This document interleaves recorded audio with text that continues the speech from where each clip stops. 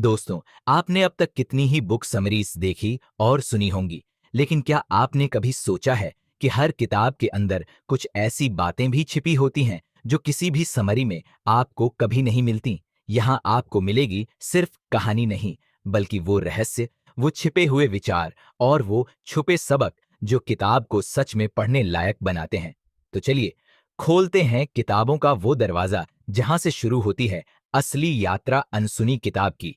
आज हम जिस किताब की अनसुनी बातें जानेंगे उसका नाम है deep psychology of money by Morgan Housel. इस किताब की समरीज आपने पहले भी देखी होंगी, जहां बताया जाता है पैसे को समझना, बचाना और निवेश करना जरूरी है।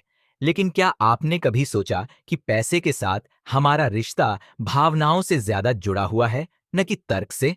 दोस्तों, पैसों की दुनिया में सबसे ज्यादा दिलचस्प बात यह है कि हर इंसान पैसे को अलग नजरिए से देखता है। कोई शेयर बाजार में पैसा लगाता है, कोई बैंक में बचत करता है, कोई सोने चांदी खरीदता है और कोई रियल एस्टेट। लेकिन क्या आपने कभी सोचा है कि ये सब अलग अलग सोच क्यों रखते हैं? मॉर्गन हाउसेल अपनी किताब द साइकोलॉजी ऑफ मनी के पहले चैप्टर नो वंस क्रेजी में यही समझाते हैं कि पैसों के मामले में किसी को भी पागल या मूर्ख कहना सही नहीं है। हर व्यक्ति की आर्थिक समझ उसकी जीवन यात्रा और व्यक्तिगत अनुभवों से बनती है। मनुष्य पैसे के प्रति अपनी सोच किसी किताब या क्लासरूम से नहीं बनाता, बल्कि वह अपने जीवन की घटनाओं से सीखता है। उदाहरण के लिए, कोई व्यक्ति जिसने 1970 के दशक की महंगाई और बेरोजगारी का दौर देखा हो, वह अपनी कमाई का बड़ा हिस्सा बैंक में सुरक्षित रखना पसंद करेगा। उसके लिए जोखिम से बचना ही समझदारी है। इसके विपरीत, जो व्यक्ति 1990 के बाद बड़े होते हुए इंटरनेट बूम और शेयर बाजार की तेजी का गवाह रहा है, उसके लिए निवेश का सबसे अच्छा साधन स्टॉक्स या म्यूचुअल फंड्स होंगे। दोनों का नजरिया अलग है, लेकिन दोनों अपने अपने अनुभवों के हिसाब से सही हैं। हम अक्सर किसी दूसरे व्यक्ति के पैसे के फैसलों को देखकर सोचते हैं कि यह मूर्खता है, लेकिन यह भूल जाते हैं कि हमारे सामने दिखने वाला निर्णय किसी और की कहानी का नतीजा है। कोई व्यक्ति लॉटरी टिकट खरीदता है तो हमें लगता है कि वह पैसे बर्बाद कर रहा है, लेकिन शायद उसके जीवन में कभी अवसरों की कमी रही हो और वह उस टिकट में उम्मीद तलाश रहा हो। उसके लिए 100 रुपए की लॉटरी टिकट सिर्फ जुए का साधन नहीं, बल्कि सपनों को थामे रखने का एक छोटा प्रयास है। क्या यह पागलपन है? बिल्कुल नहीं, यह उसकी परिस्थितियों का परिणाम है। इस अध्याय का मूल संदेश यही है कि हमें लोगों को उनके आर्थिक निर्णयों पर जज नहीं करना चाहिए। जिस तरह हर इंसान की जीवन यात्रा अलग होती है, उसी तरह उसकी पैसे की समझ भी अलग होती है। कोई अधिक बचत करता है, कोई अधिक खर्च करता है और कोई जोखिम उठाने को तैयार रहता है। यह सब उनके व्यक्तिगत अनुभवों की उपज है। मॉर्गन हाउसेल यह भी बताते हैं कि हमारा बचपन और पारिवारिक पृष्ठभूमि हमारी वित्तीय सोच पर गहरा प्रभाव डालते हैं। यदि कोई व्यक्ति गरीबी में बड़ा हुआ है, तो वह हर पैसे को संभाल कर रखने की आदत विकसित करेगा। वहीं जो आराम और संपन्नता में पला बढ़ा है, उसके लिए खर्च करना सहज और स्वाभाविक होगा। इस दृष्टिकोण से देखें तो कोई भी निर्णय पूर्णतः गलत या पागलपन नहीं होता। इस अध्याय से हमें 3 मुख्य सीख मिलती हैं। पहली, हर व्यक्ति की पैसे के साथ अपनी अलग कहानी होती है। दूसरी, हमें दूसरों के निर्णयों को समझने की कोशिश करनी चाहिए, न कि उनका मजाक उड़ाना चाहिए। और तीसरी, यह स्वीकार करना चाहिए कि पैसों की दुनिया में सही और गलत की परिभाषा सबके लिए एक जैसी नहीं हो सकती। अंततः नो वंस क्रेजी हमें यह सिखाता है कि पैसे के मामले में धैर्य और सहानुभूति आवश्यक है। दूसरों के निर्णय हमें भले ही गलत लगे, लेकिन वे उनके लिए उतने ही सही हैं जितना हमारा निर्णय हमारे लिए। यदि हम इस सिद्धांत को समझ लें, तो न केवल दूसरों के प्रति हमारा दृष्टिकोण बदलेगा, बल्कि हम अपनी आर्थिक यात्रा को भी अधिक स्पष्टता और समझदारी से देख पाएंगे। दूसरे अध्याय लक एंड रिस्क में लेखक मॉर्गन हाउसेल यह बताते हैं कि हमें आर्थिक सफलता को समझने के लिए इन दोनों तत्वों को नजरअंदाज नहीं करना चाहिए। हम अक्सर सफल लोगों की कहानियां पढ़ते हैं और मान लेते हैं कि उनकी उपलब्धियां केवल कड़ी मेहनत और समझदारी का परिणाम है, लेकिन असलियत यह है कि कई बार सफलता के पीछे सही समय, सही अवसर और थोड़ी सी किस्मत भी होती है। उदाहरण के लिए बिल गेट्स को लें। वे एक महान उद्यमी हैं, लेकिन उनका करियर इसलिए भी सफल हुआ क्योंकि उन्हें उस समय एक हाई स्कूल में पढ़ने का मौका मिला जहां कंप्यूटर उपलब्ध थे। यह सुविधा दुनिया के लाखों बच्चों को नहीं मिली, यानी उनकी मेहनत और बुद्धिमत्ता के साथ साथ किस्मत ने भी बड़ा योगदान दिया। इसी तरह जोखिम भी जीवन का हिस्सा है। जब किसी की असफलता की कहानी देखते हैं तो हम अक्सर सोचते हैं कि उसने गलती की होगी, लेकिन कई बार ऐसा भी होता है कि व्यक्ति ने सब सही किया हो, फिर भी हालात उसके खिलाफ चले गए। उदाहरण के तौर पर कोई निवेशक बहुत सोच समझकर शेयर बाजार में पैसे लगाए, लेकिन अचानक किसी आर्थिक मंदी या महामारी की वजह से सब कुछ डूब गया। मतलब यह नहीं कि उसकी रणनीति गलत थी, बल्कि यह जोखिम की अनिश्चितता थी। इस अध्याय का सबसे महत्वपूर्ण संदेश यह है कि हमें दूसरों की सफलता या असफलता को पूरी तरह मेहनत या गलती से जोड़कर नहीं देखना चाहिए। हमें यह मानना होगा कि किस्मत और जोखिम दोनों जीवन के हर आर्थिक निर्णय में भूमिका निभाते हैं।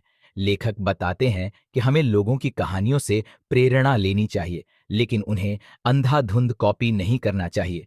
वही रास्ता हमारे लिए कारगर हो, यह जरूरी नहीं है। इसी तरह अगर कोई व्यक्ति असफल हुआ है तो इसका यह मतलब नहीं कि उसकी सोच गलत थी। हो सकता है वह जोखिम के गलत समय पर फंस गया हो।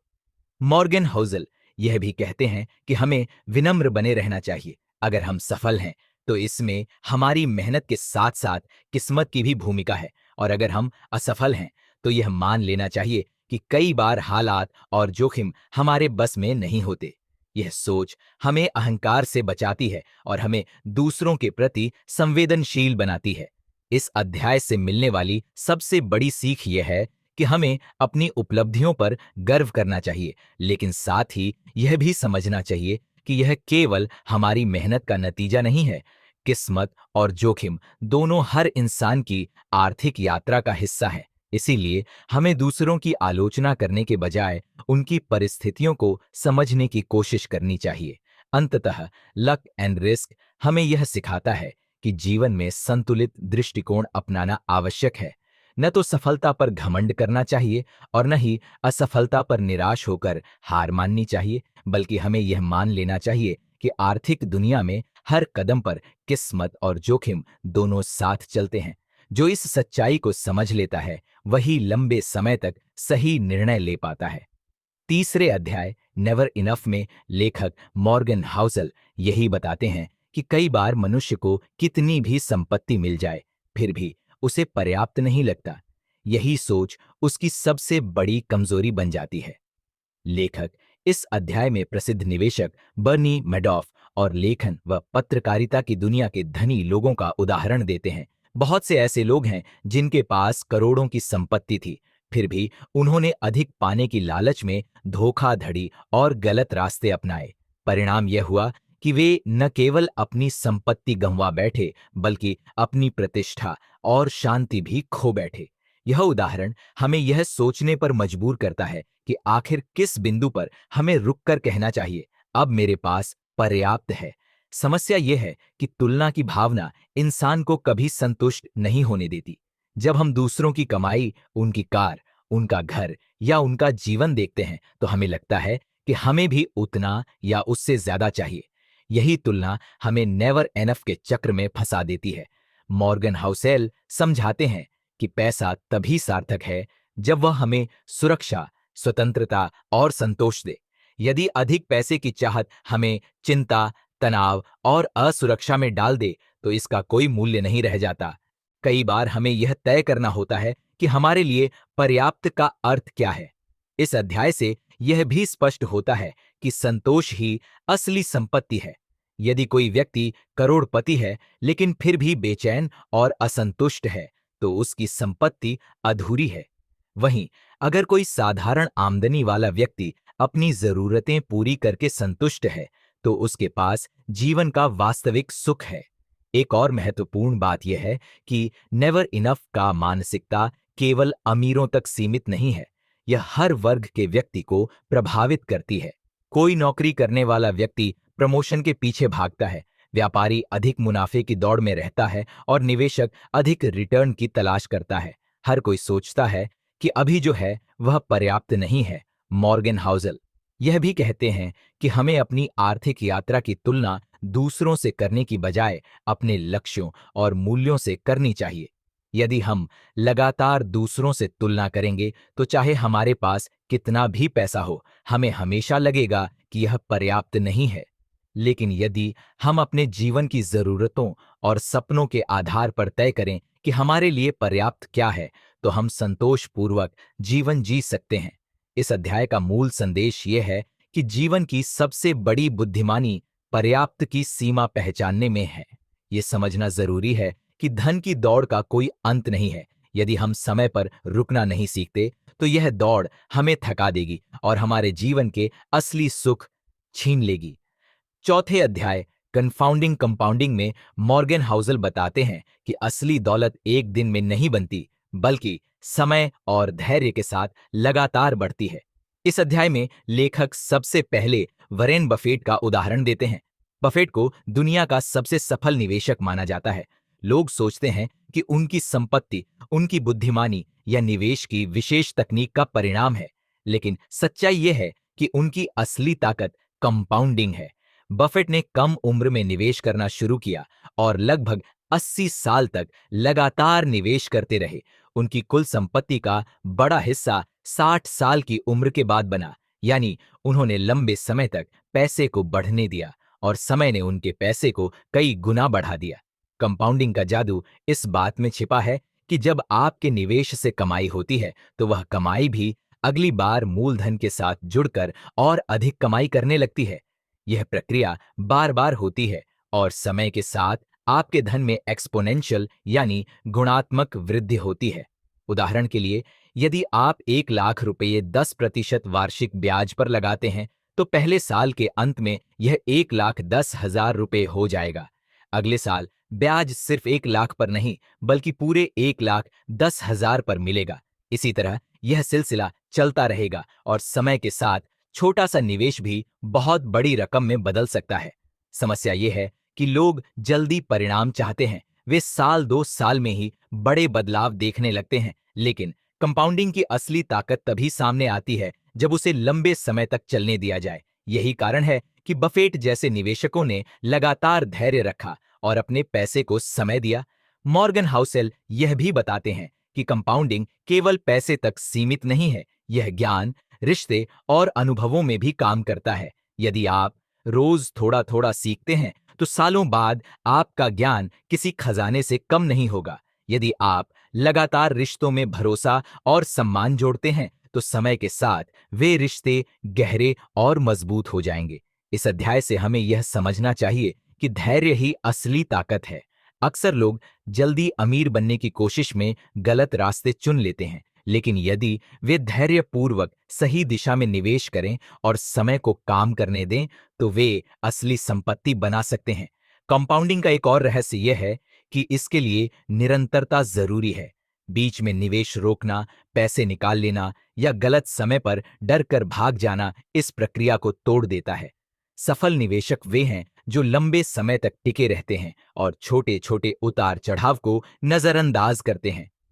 5वें अध्याय गेटिंग वेल्थी विरुद्ध स्टेइंग वेल्थी में मॉर्गन हाउसल ये समझाते हैं कि अमीर बनना और अमीर बने रहना दोनों अलग अलग क्षमताएं हैं। अक्सर लोग अमीर तो बन जाते हैं, लेकिन वे अपनी संपत्ति को संभाल नहीं पाते। लेखक बताते हैं कि अमीर बनने के लिए साहस, आशावाद और जोखिम लेने की क्षमता चाहिए। जो लोग निवेश या व्यापार में कदम रखते हैं वे भविष्य को लेकर सकारात्मक होते हैं और अवसरों का फायदा उठाने के लिए जोखिम उठाते हैं। लेकिन अमीर बने रहने के लिए इसके विपरीत गुणों की आवश्यकता होती है, जैसे विनम्रता, डर का संतुलित उपयोग और सावधानी। इस अध्याय में मॉर्गन हाउसल एक दिलचस्प उदाहरण देते हैं। वे बताते हैं कि कई उद्यमी और निवेशक अचानक बड़ी संपत्ति बना लेते हैं, लेकिन कुछ ही समय बाद गलत निर्णयों, अहंकार या अत्यधिक जोखिम के कारण सब कुछ खो देते हैं। यानी अमीर बनने में मददगार वही गुण, जैसे जोखिम उठाना और आक्रामक होना, कई बार अमीर बने रहने में बाधा बन जाते हैं। अमीर बने रहने के लिए लेखक 3 मुख्य सिद्धांत सुझाते हैं। पहला, पर्याप्त सावधानी। यह समझना कि भविष्य अनिश्चित है और कोई भी परिस्थिति बदल सकती है। यही सोच हमें अतिरिक्त सुरक्षा जाल बनाने के लिए प्रेरित करती है। दूसरा, विनम्रता। यह मान लेना कि सफलता में किस्मत और परिस्थितियों की भी भूमिका रही है। जब इंसान यह स्वीकार करता है तो वह अत्यधिक आत्मविश्वास से बचता है और अधिक स्थिर निर्णय लेता है। तीसरा, सुरक्षा की भावना। यह समझना कि हर लाभ के पीछे संभावित जोखिम छिपा है। यही भावना हमें अपनी संपत्ति को बचाने और गलत फैसलों से दूर रखने में मदद करती है। लेखक कहते हैं कि अमीर बने रहने के लिए हमें सर्वाइवल मेंटालिटी यानी जीवित रहने की मानसिकता अपनानी चाहिए। इसका मतलब है कि हर स्थिति में सबसे पहले यह सोचना कि कैसे अपनी पूंजी को सुरक्षित रखा जाए।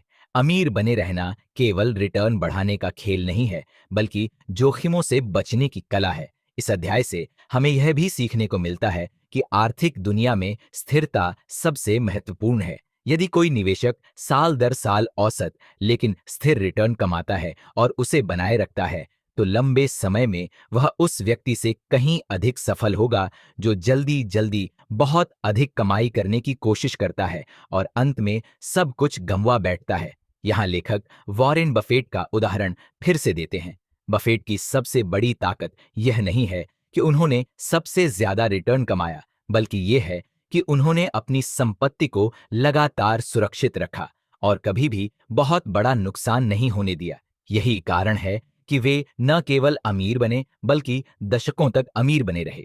छठे अध्याय टेल्स यू विन में लेखक मॉर्गन हाउसेल यही समझाते हैं कि बड़ी सफलताएं अक्सर कुछ गिने चुने फैसलों या घटनाओं से आती हैं। इस अध्याय का मुख्य विचार यह है कि ज्यादातर समय औसत परिणाम ही मिलते हैं, लेकिन कुछ चुनिंदा टेल्स यानी दुर्लभ और अप्रत्याशित घटनाएं सब कुछ बदल देती है। निवेश की दुनिया में इसे पावर लॉ भी कहा जाता है, जिसमें बहुत कम संख्या में किए गए निवेश या फैसले आपकी कुल संपत्ति का अधिकांश हिस्सा बना देते हैं। लेखक बिल गेट्स का उदाहरण देते हैं। वे दुनिया के सबसे अमीर व्यक्तियों में शामिल हुए क्योंकि उन्होंने माइक्रोसॉफ्ट जैसी कंपनी बनाई, लेकिन यदि वे उस समय सही जगह, सही अवसर और सही समय पर न होते तो यह संभव नहीं होता। यानी लाखों बच्चों में से एक बच्चे को यह अनोखा मौका मिला और वही उनकी जिंदगी की टेल इवेंट थी जिसने सब बदल दिया। इसी तरह स्टार्टअप्स और निवेश में भी यही होता है। किसी निवेशक के सैकड़ों निवेश में से केवल कुछ ही बड़े स्तर पर सफल होते हैं, लेकिन वही उसकी पूरी संपत्ति का बड़ा हिस्सा बना देते हैं। उदाहरण के लिए वेंचर कैपिटल फर्म्स कई कंपनियों में पैसा लगाती है, लेकिन उनमें से सिर्फ 2 या 3 कंपनियां इतनी जबरदस्त सफलता पाती हैं कि बाकी सारे नुकसान पूरे कर देती हैं। लेखक यह भी बताते हैं कि जिंदगी में हम अक्सर सफल लोगों को देखकर यह मान लेते हैं कि उनकी हर रणनीति कामयाब रही, लेकिन सच्चाई यह है कि उन्होंने भी कई असफल प्रयास किए। बस उनकी 1-2 बड़ी सफलताएं इतनी शक्तिशाली थीं कि बाकी असफलताएं महत्वहीन हो गईं। यही टेल्स यू विन का सिद्धांत है। इस अध्याय का एक और महत्वपूर्ण संदेश यह है कि हमें असफलताओं से डरना नहीं चाहिए, क्योंकि ज्यादातर समय सफलता उसी व्यक्ति को मिलती है जो बार बार प्रयास करता रहता है। हर प्रयास जीत में नहीं बदलता, लेकिन जब कोई एक प्रयास जीत जाता है तो वह बाकी सबको पीछे छोड़ देता है। यह सिद्धांत केवल निवेश में ही नहीं बल्कि जीवन के अन्य क्षेत्रों में भी लागू होता है। उदाहरण के लिए किसी लेखक की दर्जनों किताबें सामान्य रह सकती हैं, लेकिन उसकी एक किताब इतनी सफल हो सकती है कि वह पूरी जिंदगी का नाम और सम्मान दिला दे। एक गायक के सैकड़ों गाने ठीक ठाक हो सकते हैं, लेकिन उसका एक सुपरहिट गाना उसे हमेशा के लिए मशहूर बना देता है। मॉर्गन हाउसेल यह भी कहते हैं कि टेल्स को पहचानना मुश्किल है क्योंकि वे अक्सर अप्रत्याशित होती हैं, लेकिन यदि हम धैर्य रखें और लगातार प्रयास करते रहें तो कभी न कभी वही टेल्स हमारे जीवन को नई दिशा दे देंगी। असली सफलता इस बात पर निर्भर करती है कि हम कितनी देर तक टिके रहते हैं और कितनी असफलताओं के बाद भी हार नहीं मानते। 7वें अध्याय। फ्रीडम में लेखक मॉर्गन हाउसेल कहते हैं कि पैसे की सबसे बड़ी ताकत यह है कि यह हमें स्वतंत्रता देता है, अपनी जिंदगी को अपनी शर्तों पर जीने की आजादी। लेखक बताते हैं कि पैसा तभी मायने रखता है जब वह हमें कंट्रोल देता है, यह चुनने का अधिकार कि हम कब काम करेंगे, कितना काम करेंगे और किसके साथ काम करेंगे। असली अमीरी वह नहीं है कि आपके पास ढेरों चीजें हों, बल्कि वह है कि आपके पास समय पर नियंत्रण हो। कल्पना कीजिए, कोई व्यक्ति करोड़पति है लेकिन उसे हर दिन 12 से 14 घंटे काम करना पड़ता है, बॉस के आदेश मानने पड़ते हैं और छुट्टी लेने की भी आजादी नहीं है। दूसरी ओर एक साधारण आय वाला व्यक्ति है जो अपने काम और जीवन का संतुलन खुद तय करता है। कौन अधिक आजाद है? मॉर्गन हाउसेल के अनुसार असली आजादी वाला वही व्यक्ति है जो अपने समय का मालिक है। इस अध्याय का संदेश है कि पैसा हमें टाइम फ्लेक्सिबिलिटी यानी समय की लचीलापन देता है। जब आपके पास आर्थिक सुरक्षा होती है तो आप यह तय कर सकते हैं कि कब आराम करना है, कब परिवार के साथ रहना है और कब नए अवसर तलाशने हैं। यह स्वतंत्रता ही पैसे का असली मूल्य है। लेखक यह भी बताते हैं कि कई लोग अधिक पैसा कमाने की लालसा में अपनी यह आजादी खो देते हैं। वे इतने व्यस्त हो जाते हैं कि उनके पास खुद के लिए या अपने परिवार के लिए समय नहीं बचता। नतीजा यह होता है कि पैसा तो बहुत आ जाता है लेकिन जीवन का आनंद चला जाता है। इसीलिए हमें यह समझना चाहिए कि पैसा कमाने का सबसे बड़ा उद्देश्य जीवन में संतुलन और स्वतंत्रता पाना है। इस अध्याय का एक और महत्वपूर्ण पहलू यह है कि आजादी खुशी से जुड़ी हुई है। रिसर्च बताती है कि लोग तभी सबसे ज्यादा खुश महसूस करते हैं जब उनके पास यह आजादी होती है कि वे अपना समय अपनी इच्छा से इस्तेमाल कर सकें। इसका मतलब यह नहीं है कि हमें काम छोड़ देना चाहिए, बल्कि यह है कि काम का चुनाव हमारी मर्जी से होना चाहिए। मॉर्गन हाउसेल कहते हैं कि जब आप अपने समय पर अधिकार पा लेते हैं तो छोटी सी साधारण जिंदगी भी आपको बेहद सुखद लगने लगती है। उदाहरण के लिए, सुबह देर तक सोना, परिवार के साथ समय बिताना या किसी शौक को पूरा करना, ये सब तभी संभव है जब आपके पास आर्थिक सुरक्षा हो और आप दूसरों की मजबूरियों से मुक्त हों। इस अध्याय की सबसे बड़ी सीख यह है कि हमें पैसा केवल दिखावे के लिए नहीं कमाना चाहिए, बल्कि हमें इसे स्वतंत्रता खरीदने के लिए इस्तेमाल करना चाहिए। यही असली अमीरी है, वह अमीरी जो आपके जीवन को आपके हाथों में देती है। 8वें अध्याय, man in the car paradox में मॉर्गन हाउसेल एक गहरा सच बताते हैं। लोग आपको उतना नहीं देखते जितना आप सोचते हैं। लेखक कहते हैं कि जब कोई व्यक्ति एक शानदार कार में बैठा होता है तो राह चलते लोग कार को देखते हैं, उस कार की तारीफ करते हैं, लेकिन कार में बैठे व्यक्ति पर ज्यादा ध्यान नहीं देते। यानी लोग सोचते हैं, काश मेरे पास भी ऐसी कार होती, लेकिन कोई यह नहीं सोचता, वाह, यह कार चलाने वाला इंसान कितना महान है। यही है man in the car paradox. इसका मतलब यह है कि हम अक्सर दूसरों को प्रभावित करने के लिए चीजें खरीदते हैं, लेकिन सच ये है कि लोग हमारी बजाय उन चीजों की ओर आकर्षित होते हैं। वे हमें नहीं, बल्कि हमारे पास मौजूद वस्तुओं को नोटिस करते हैं। लेखक बताते हैं कि असली सम्मान और प्रशंसा आपको आपकी चीजों से नहीं, बल्कि आपके व्यक्तित्व और व्यवहार से मिलती है। यदि आप एक अच्छे इंसान हैं, दूसरों से सम्मान पूर्वक पेश आते हैं और ईमानदारी से जीते हैं, तो लोग आपको सच्चे दिल से मानते हैं। लेकिन यदि आप सिर्फ दिखावे के लिए चीजें खरीदते हैं, तो लोग उन चीजों से प्रभावित होते हैं, आपसे नहीं। यह अध्याय हमें एक और महत्वपूर्ण सबक सिखाता है, स्टेटस चेसिंग, यानी दूसरों की नजरों में ऊंचा दिखने की चाह एक अंतहीन दौड़ है। आप जितना दिखावा करेंगे उतना ही लोग आपकी चीजों को देखेंगे, लेकिन यह सम्मान टिकाऊ नहीं होगा। असली सम्मान तब मिलता है जब लोग आपकी सोच, आपके कर्म और आपके चरित्र को सराहते हैं। मॉर्गन हाउसेल यह भी समझाते हैं कि लोग अपने जीवन के फैसले दूसरों को प्रभावित करने के लिए लेते हैं, लेकिन सच ये है कि लोग हमें उतना महत्व नहीं देते जितना हम सोचते हैं। हर कोई अपनी ही दुनिया में इतना व्यस्त है कि वह दूसरों पर केवल एक पल के लिए ध्यान देता है। इसीलिए अपना जीवन केवल दिखावे के लिए जीना मूर्खता है। इस अध्याय की सबसे बड़ी सीख ये है कि हमें दूसरों की नजरों में बड़े दिखने के लिए पैसा खर्च नहीं करना चाहिए। महंगी कारें, आलीशान घर और लग्जरी वस्तुएं खुशी तो देती हैं, लेकिन वे असली सम्मान नहीं दिलाती। सम्मान का असली स्रोत है आपका आचरण, आपकी सोच और आपका चरित्र। इस विरोधाभास को समझने के बाद हम जीवन को सरल और संतुलित नजरिए से देख सकते हैं। हमें दिखावे की बजाय असली मूल्यों पर ध्यान देना चाहिए। जब हम ऐसा करते हैं तो न केवल हम ज्यादा खुश रहते हैं, बल्कि दूसरों से सच्चा सम्मान भी प्राप्त करते हैं। 9वें अध्याय wealth is what you don't see में लेखक मॉर्गन हाउसेल एक अलग और गहरा दृष्टिकोण रखते हैं। वे कहते हैं कि असली दौलत वह है जो हमें दिखाई नहीं देती। लेखक बताते हैं कि दौलत का मतलब वह पैसा है जो खर्च नहीं हुआ है, यानी बैंक बैलेंस, सेविंग्स, इन्वेस्टमेंट और वह पैसा जो आपने अभी इस्तेमाल नहीं किया। यह पैसा किसी की आंखों से ओझल रहता है, लेकिन यही असली दौलत है। सोचिए, जब आप किसी को महंगी कार चलाते हुए देखते हैं तो आप मान लेते हैं कि वह व्यक्ति अमीर है, लेकिन सच्चाई यह है कि कार खरीदने के बाद उसका बैंक बैलेंस शायद कम हो गया हो।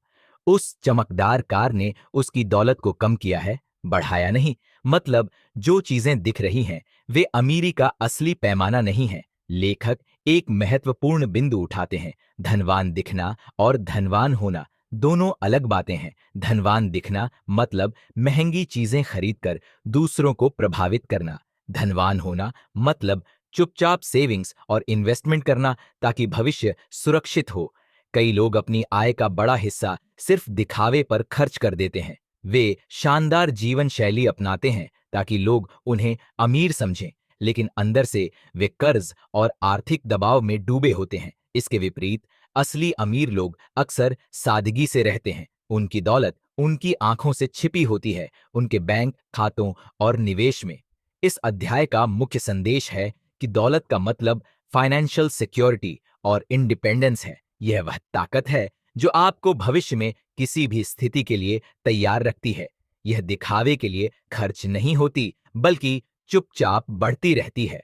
लेखक यह भी कहते हैं कि जब हम दूसरों को देखकर अमीरी का अंदाजा लगाते हैं तो हम केवल उनकी खर्च की गई दौलत देख रहे होते हैं। असली अमीरी तो वह है जो खर्च नहीं हुई, यानी वह पैसा जो निवेश में है, सेविंग्स में है और भविष्य को सुरक्षित बना रहा है। एक उदाहरण लीजिए। मान लीजिए आपके पास 50 लाख रुपए हैं। अगर आप उसमें से 40 लाख की कार खरीद लेते हैं तो लोग आपको अमीर समझेंगे, लेकिन असल में आपकी दौलत सिर्फ 10 लाख बची। वहीं अगर आप वही 50 लाख निवेश में लगाए रखते हैं और साधारण जीवन जीते हैं तो हो सकता है लोग आपको साधारण समझें, लेकिन आप सच में अमीर हैं। इस अध्याय की सबसे बड़ी सीख ये है कि हमें अमीर दिखने की बजाय अमीर बनने पर ध्यान देना चाहिए। इसका मतलब है कम दिखावा, ज्यादा सेविंग्स और स्मार्ट इन्वेस्टमेंट। मॉर्गन हाउसल हमें याद दिलाते हैं कि दौलत एक छिपी हुई ताकत है। यह हमें सुरक्षा देती है, अवसर देती है और स्वतंत्रता देती है। अगर हम इसे सिर्फ दिखावे पर खर्च कर देंगे तो हमारे पास भविष्य के लिए कुछ नहीं बचेगा, लेकिन अगर हम इसे संभाल कर रखते हैं तो यही दौलत हमें असली सुख और आजादी देगी। अध्याय 10 सेव मोनी में मॉर्गन हाउसेल बताते हैं कि पैसे बचाना केवल आय, इनकम पर निर्भर नहीं करता, बल्कि हमारी आदतों, सोच और जीवन शैली पर ज्यादा निर्भर करता है। लेखक कहते हैं कि समाज में एक बड़ा भ्रम है, अधिक कमाई शाह अधिक बचत। लेकिन यह सच नहीं है। बचत का असली राज है आपकी इच्छाएं और खर्च करने का तरीका। सोचिए, अगर कोई व्यक्ति 10 लाख रुपए सालाना कमाता है और 9.5 लाख खर्च कर देता है तो उसके पास केवल 50,000 बचेंगे। वहीं दूसरा व्यक्ति 5 लाख सालाना कमाकर भी 2 लाख बचा सकता है। असल अमीरी इस बात से तय नहीं होती कि आप कितना कमाते हैं, बल्कि इस बात से तय होती है कि आप कितना बचाते हैं। लेखक का संदेश साफ है, बचत करने के लिए अमीर होना जरूरी नहीं, बल्कि साधारण जीवन शैली अपनाना जरूरी है, क्योंकि यही पैसा आपको आजादी देता है, सुरक्षा देता है और मौके देता है। यह आपको मजबूर नहीं करता कि आप हमेशा नौकरी या आय पर निर्भर रहें। बचत से ही आप अपनी शर्तों पर जिंदगी जी सकते हैं। मॉर्गन हाउसल एक और दिलचस्प बिंदु रखते हैं। बचत का कोई खास लक्ष्य होना जरूरी नहीं है। अक्सर लोग कहते हैं, मैं पैसे बचाऊंगा ताकि घर खरीद सकूं या ताकि रिटायरमेंट के लिए हो। लेकिन लेखक का मानना है कि हमें बचत सिर्फ इसलिए करनी चाहिए ताकि भविष्य चाहे जैसा भी निकले, हमारे पास विकल्प हों, क्योंकि भविष्य हमेशा अनिश्चित होता है। बचत हमें फ्लेक्सिबिलिटी देती है। जब हमारे पास पर्याप्त सेविंग्स होती है, तब हम किसी भी स्थिति में समझदारी से निर्णय ले सकते हैं। अगर नौकरी चली जाए तो घबराने की जरूरत नहीं होती। अगर अचानक कोई अवसर आ जाए, जैसे नया बिजनेस शुरू करना, तो हमारे पास हिम्मत होती है। लेखक बताते हैं कि बचत का असली दुश्मन है दिखावा और तुलना, कंपैरिजन। जब हम दूसरों को देखकर खर्च करने लगते हैं तो बचत खत्म हो जाती है। लेकिन अगर हम अपने जीवन को सरल रखें और सिर्फ वही खर्च करें जिसकी हमें जरूरत है, तो बचत अपने आप बढ़ेगी। एक दिलचस्प विचार यह है कि सेविंग रेट, यानी आप कितना प्रतिशत बचाते हैं, आपकी इनकम ग्रोथ से कहीं ज्यादा महत्वपूर्ण है। आपकी आय कितनी है यह बदल सकती है, लेकिन अगर आपने खर्च पर नियंत्रण कर लिया और आदत बना ली कि आय का एक हिस्सा हमेशा बचाना है, तो धीरे धीरे बड़ी पूंजी खड़ी हो जाएगी। सोचिए, अगर कोई व्यक्ति महीने में 5,000 रुपये ही बचाता है और उसे सही जगह निवेश करता है, तो 20 से 25 साल में यही बचत लाखों रुपए में बदल सकती है। यही है कंपाउंड इफेक्ट की असली ताकत। इस अध्याय से हमें 3 मुख्य सीख मिलती है। बचत का संबंध आय से नहीं, आदतों से है। साधारण लोग भी लगातार बचत करके अमीर बन सकते हैं। बचत को लक्ष्य से न जोड़ें, इसे एक आदत बनाइए, क्योंकि भविष्य कैसा होगा यह कोई नहीं जानता। कम दिखावा, अधिक सुरक्षा। दूसरों को प्रभावित करने की बजाय खुद को सुरक्षित बनाने पर ध्यान दें। अंत में लेखक हमें यही समझाना चाहते हैं कि पैसे बचाना सिर्फ एक आर्थिक रणनीति नहीं, बल्कि एक मानसिकता, माइंडसेट है। यह हमें सिखाता है कि असली अमीरी कमाई में नहीं, बल्कि खर्च पर नियंत्रण और सेविंग्स में छिपी है। इसीलिए अगर आप वित्तीय स्वतंत्रता चाहते हैं, तो पहला कदम यही है, पैसे बचाइए। दोस्तों, अगर यह बुक समरी आपके दिल को छू गई हो और आपको जिंदगी में हिम्मत और उम्मीद की एक नई किरण दी हो, तो इसे ज्यादा से ज्यादा लोगों तक पहुंचाइए, क्योंकि हो सकता है आपकी एक शेयर किसी की जिंदगी बदल दे। अगर आपको यह वीडियो पसंद आया हो तो इसे लाइक करें, कमेंट में अपनी राय जरूर लिखें और ऐसे ही इंस्पायरिंग बुक समरीज के लिए हमारे चैनल को सब्सक्राइब करना न भूलें। याद रखिए, जिंदगी कितनी भी मुश्किल क्यों ना हो, जब तक आप खुद से कहते रहेंगे नेवर गिव अप, तब तक कोई भी ताकत आपको रोक नहीं सकती। हम मिलेंगे अगली वीडियो में एक नई किताब और एक नई सीख के साथ। तब तक अपने सपनों पर यकीन रखिए और हिम्मत के साथ आगे बढ़ते रहिए, क्योंकि यहाँ हम सिर्फ किताबें नहीं पढ़ते, हम जिंदगी बदलने वाली कहानियां सुनाते हैं।